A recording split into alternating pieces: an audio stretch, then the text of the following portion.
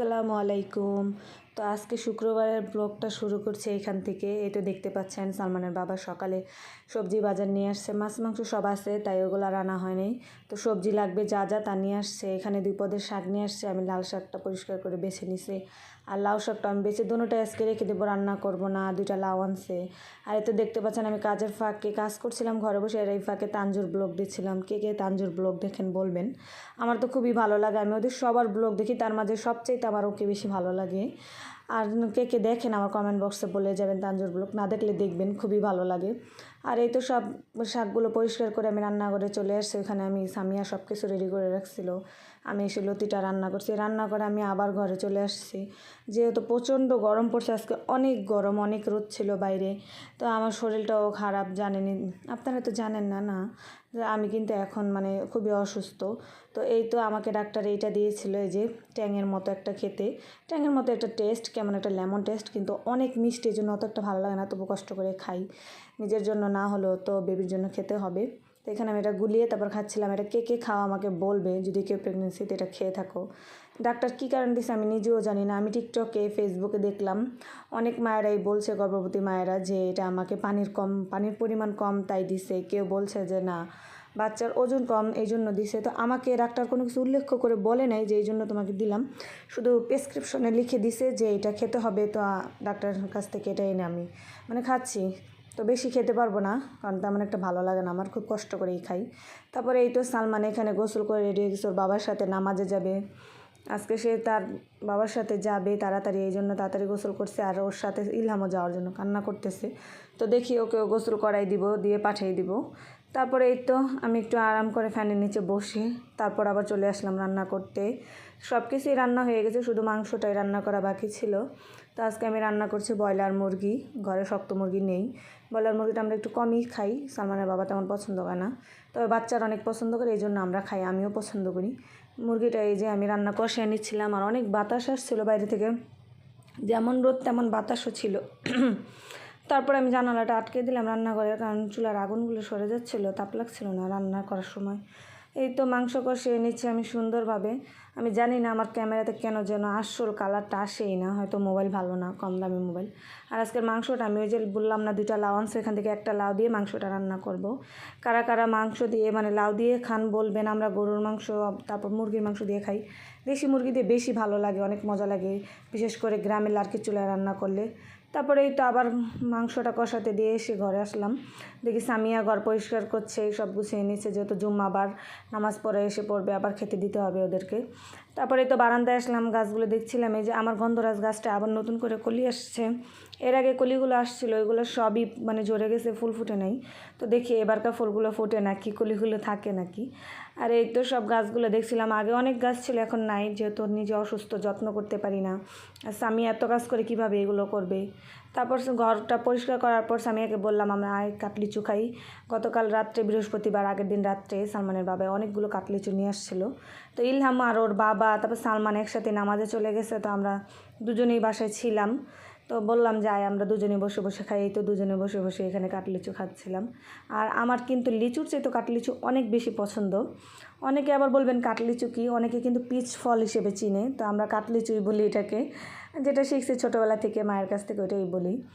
তো এই যে আমার কিন্তু অনেক ভালো লাগে কাটলিচু। আর এই যে খেতে খেতে দেখতে পাচ্ছেন কারেন্টটাও চলে গেছে। ভাই বাতাস বাইরে অনেক, তারপর কিন্তু প্রচণ্ড গরমও তেমন, অনেক রোদ। আর আমি যেহেতু টপ ফ্লোরে থাকি, তো গরমটা একটু বেশি লাগে আমাদের ফ্ল্যাটে। আর এই তো এখানে আমি আবার চলে আসলাম মাংস কষে, এখন আমি এখানে লাউ দিয়ে দিচ্ছি, আর লাউয়ের মাঝে আমি একটা আলুও দিয়ে দিছিলাম। বাচ্চারা লাউ খায় না, আমার অনেক পছন্দ, ওর বাবাও খায়, সামিয়া খায়, কিন্তু আমার বাচ্চারা খায় না। তো ওদের জন্য একটা আলু দিয়ে দিছি, ওরা আবার মাংসতে আলুটা অনেক পছন্দ করে। দিয়ে আমি সুন্দর করে এখন কষাই নেব, কষানোর সাথে সাথে যেন লাউটা একদম মজে মানে প্রায় অনেকটা সিদ্ধ হয়ে যায়, এরকমভাবে সুন্দর করে কষাই নেব। আর না, মশলাগুলো কিন্তু লাউয়ের ভিতরে ঢুকবে না, কিচ্ছুই, লবণও ঢুকবে না, খেতে একটুও মজা লাগবে না। তো কারা কারা খাও, আমি কিন্তু বলছে যে কমেন্টে বইলো যে আমরা এভাবে খাই। অনেকেই মানে মনে করে যে এটা একটা অদ্ভুত কেমন রান্না, লাউ দিয়ে মাংস। আমরা কিন্তু পেঁপে দিয়েও মাংস দিয়ে খাই, ছোটোবেলা থেকে খেয়ে আসছি, আমার মার কাছ থেকে শিখছি। যখন খালা বাসায় বেড়াতে যেতাম গ্রামে, তখনও খেতাম বাড়ির মোরগ দিয়ে, দেশি মোরগ দিয়ে, পেঁপে দিয়ে বা গাছের লাউ দিয়ে নিজেদের বাড়ির মাটির চুলায় রান্না করলে ওইটা কিন্তু আরও বেশি ভালো লাগে, অনেক বেশি মজা হয় খেতে। তো তারপরে এই তো দেখতে পাচ্ছ আমি ক্যামেরাটা ঘুরে ঘুরে ভিডিও করছিলাম, কারণ আসল কালারটাই আসতেছিল না, আমি বুঝতেছি না কেন। আমি তো অনেক ভিডিওতে দেখি অনেক আপুরা ভাবিরা অনেক সুন্দর করে রান্নার ভিডিও করে, এত সুন্দর করে মানে কালারগুলো আসে নাকি এডিট করে আমি বুঝতে পারতেছি না। আমি ওরকমভাবে এডিট করতে পারি না, যেহেতু আমি নতুন। আর আমার কাছে কোনো স্ট্যান্ড নাই, কিছু নাই, হাত দিয়ে এক হাত দিয়ে ধরে আরেক হাত দিয়ে আমি মানে নাড়াচাড়া করি, বা অনেক সময় সামিয়ার কাছে দেই মোবাইলটা, ও নতুন তেমন একটা পারে না। আর এই তো এখন আমার মাংসটা মানে লাউ দিয়ে কষানো হয়ে গেছে। এখন আমি এখানে ঝোলের পানি দিয়ে দেবো পরিমাণ মতো। আমি এইটুকু পানি দেবো, আর দিব না, কারণ লাউ কিন্তু প্রায় অর্ধেকটা সিদ্ধ হয়ে গেছে। এখন পুরাপুরি এখন হয়ে যাবে, আর একটু হলেই। লাউ সিদ্ধতে সময় লাগে না, লাউটা অনেক কচি ছিল, খেতেও হয়তো ভালো লাগবে। আর আজকে তরকারিতে আমি কোনো জিরার গুঁড়ো দিব না, আমি কিন্তু সব মাংসতে লাস্টে ভাজা জিরার গুঁড়ো দিই। তো আজকে দিব না, এখানে আমি শাক বাটা দিব। আর শাক বাটা কী, এটা অনেকে হয়তো জিজ্ঞেস করবা। তো তোমরা যারা খাও তারা বইলো, এই যে শাক বেটে রাখছে সামিয়া। আমি ওকে এটা মানে তুলে দিয়েছিলাম ভেজে, সুন্দর করে রাখছিলাম, ও এখন আমাকে শিলপাটায় বেটে তারপর দিচ্ছে। এটা শিলপাটায় বাটলে বেশি ভালো হয়। আর আমি সব মশলা, আমার ব্লেন্ডার থাকা সত্ত্বেও আমি শিলপাটায় বেটেই খাই। ভর্তা, তারপর যে কোনো মশলা আমি মানে নগদ বাটি। আমার কাছে এটা ভালো লাগে অনেক, টাটকা খেতে। আর পাটায় বাটার মানে মজাই আলাদা, যে কোনো ভর্তা হোক আর যাই হোক, পাটার মধ্যে শিলপাটার মধ্যে বেটে খেলে অনেক ভালো। তারপর স্বামী আমার রান্না শেষে সব পরিষ্কার করে নিচ্ছিলো, থালা বাসন। আমি বললাম তুই রান্নাঘরটা ক্লিন করে নে, এই ফাঁকে আমি অন্য কিছু করি। তারপরে এই তো দেখেন সালমান আর ওর বাবা ঘরে বসে খাচ্ছিল। গরম, কারেন্ট কিন্তু ওই যে গেছে, এখনও আসে নাই। আর আমি আর সামিয়াকে আমি বললাম আমি কিন্তু খেতেই পারবো না গরমে বসে, চার্জার ফ্যানও চার্জ শেষ, তো বারান্দায় নিয়ে আসবো। আমাদের বারান্দাটা এত ছোট, বিশ্বাস করেন, একজনই ভাবে বসতে আমার কষ্ট হচ্ছিলো। তারপর আর আমি এখন উঠতে হয়ে খেতেও পাই না, একটা ছোট টুলের উপরে নিয়ে খাচ্ছিলাম বারান্দায় বসে। প্রথমে আমি লতি দিয়ে খেয়ে নিলাম। লতিটা আমার মা দিছিল গ্রাম থেকে, গলাটা একটু ধরছিল, যেহেতু লেবু দিছি তারপরে কেমন যেন চুলকাচ্ছিল, তাই আমি লতিটা তারপরে খাইছি, মজা হয়েছে। আজকে চাপা শুটকি দিয়ে লতি রান্না করছিলাম। আর এই যে সেই লাউয়ের তরকারি খেলাম। আর আমি কিন্তু আজকে গোসল করিনি, কারেন্ট গেছে, পানিও শেষ, পানি নেই কলে। তারপরে যখন আসরের আজান দিল, তারপরে পানি আসলো, কারেন্ট আসলো, পানি আসলো, তারপর গোসল করেই তো দেখি আসরের নামাজের পর সালমান আর ওর বাবা মসজিদে গেছিলো নামাজে। আজকে মসজিদে কিসের জন্য মিলাদ হয়েছে, মিষ্টি বিতরণ করছে, কারোর জন্য বলতে পারি না, তো এখান থেকে নিয়ে এসে। আর মিলাদের যত দামি মিষ্টি এমনিতে খাই না কেন, মিলাদের মানে মিষ্টিটা কিন্তু ভালোই লাগে, অন্যরকম, এটা খেতে আনন্দ লাগে। তারপরে এই তো এখানে আমি বের করে নিয়েছিলাম একটা প্যাকেট, আমি আর সামিয়া খাবো, আরেকটা প্যাকেট ওদের দুই ভাই বোনের জন্য রেখে দেবো। সালমান আর ইলু খাবে আমার। তো এখানে আমি সামিয়াকে বলছিলাম তুই কোনটা খাবি, ও বলছিল একটা দাও, দিলেই হবে।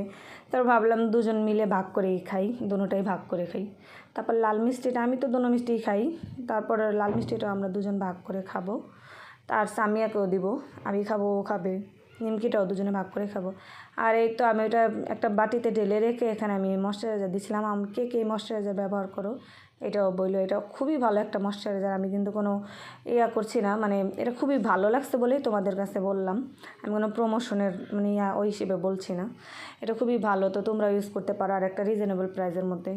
তারপরে তো ময়শ্চারাইজার দেওয়ার পর আমি এখানে যে আমরা মিষ্টি খাচ্ছিলাম ভাগাভাগি করে, আমি আর আমি ওইটা খেলাম। আর সাদা মিষ্টিটা আমি ভাগ করছিলাম, তখনও বলতেছিল যে না আমি সাদা মিষ্টি খাই না, আমি লাল মিষ্টিই খাবো, লাল মিষ্টিই খাই। তারপর আর কি করার, নিজেই বসে বসে দুইটা খাইলাম। আমি দুজনে এইভাবে খাচ্ছিলাম আর গল্প করছিলাম। গোসল করে আসছি দেরিতে, যেহেতু আজকে গোসল করছি, খুব ভালো লাগতেছিল, শরীরটা একদম ফ্রেশ লাগতেছিলো। আর গরমের মধ্যে একটু দেরিতে গোসল করলেই ভালো লাগে, শরীরটা ঠান্ডা ঠান্ডা লাগে অন্যরকম একটা। আর যদি রাতে করা যায় তাহলে তো আরও বেশি ভালো লাগে গরমের মধ্যে। রাতে গোসল করলে মানে ঘুমটা এত ভালো হয় বলার মতো না। কিন্তু যেহেতু আমি এখন মানে প্রেগনেন্সির সময় আমার, তো আমি দুবার গোসল করি না, খুবই সাবধানে থাকি, যেহেতু ঠান্ডা না লাগে। ঠান্ডা লাগলে তো বুঝেনি, আমার তো লাগবে, বেবিরও লাগবে, তখন একটা অন্যরকম খারাপ পরিস্থিতিতে চলে যেতে পারে।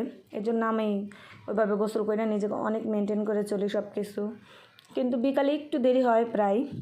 তারপরে এই তো সন্ধ্যার পর সামিয়াকে বললাম যে আম কেটে নিয়ে আস, ঘরে ফজলি আম ছিল। আমরা তো আমের সিজনে প্রতিদিনই আম খাই, আর আমার তো আম সবচাইতে প্রিয় ফল। আর তো এই তো জ্যৈষ্ঠ মাসে তো আম থাকে, সারা বছর তো তেমন একটা আম থাকে না, এই কয়েক মাসই থাকবে। তো আমরা হিমসাগর, তারপর রূপালি, এই দুইটাই খাওয়া শেষ। এখন কিন্তু আমরা ওই আমগুলোই বেশি খাই। এখন ফজলি আমের সময়, এখন ফজলি আম আবার খাচ্ছি ইচ্ছা মতো। সালমানের বাবা তো আম আনতেই থাকে, 5-6 কেজি করে এই ফজলি আম বেশি নিয়ে আসে, তো ঘরে পাকে আর আমরা একটা একটা করে খাই। আর ফজলি আম কিন্তু পুরোপুরি না পাকলে টক লাগে। তো এখানে আমটা মিষ্টি ছিল, কারণ আমটা পাকছে। ফজলি আমের কালারটা তেমন একটা আসে না, এমন হালকাই থাকে। ও আর আমি খাচ্ছিলাম আর গল্প করছিলাম। আর আজকে আমার ভিডিওটা যারা দেখছেন অবশ্যই কিন্তু সাবস্ক্রাইব করবেন, আমি একজন নতুন ইউটিউবার। তো আমি চেষ্টা করছি, দেখি কিছু করতে পারি কি না। আমার খুবই ইচ্ছা, আমার খুবই শখ থেকে আমি ইউটিউবে আসছি। দেখি সামিয়ারও কিন্তু একটা চ্যানেল আছে, তো আপনারা চাইলে আমি বলে দেবো, মানে ক্যাপশনে দিয়ে দেবো পরবর্তী ভিডিওতে। ওর চ্যানেলের নাম হচ্ছে কাশফিয়া ব্লগ।